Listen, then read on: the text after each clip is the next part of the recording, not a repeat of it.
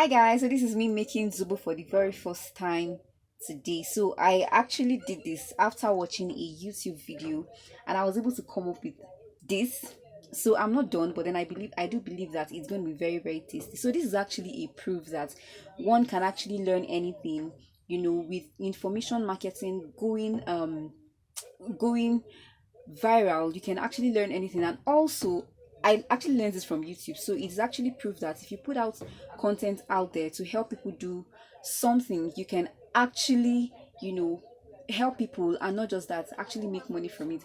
Because the lady's video that I actually watched, she has over 1 million views, right? And if you're conversant with YouTube, you know that actually is going to be translating to money for her. So information marketing is actually booming these days, and I want to advise that you take advantage of what you know to actually make money in the online space. You can actually convert your knowledge into money by putting out your knowledge out there for people to actually buy. All right, so probably when I finish making the Zobo, I'm going to be inviting you to come and join me in tasting, because I do believe that it's going to be very tasty. So what did I use actually?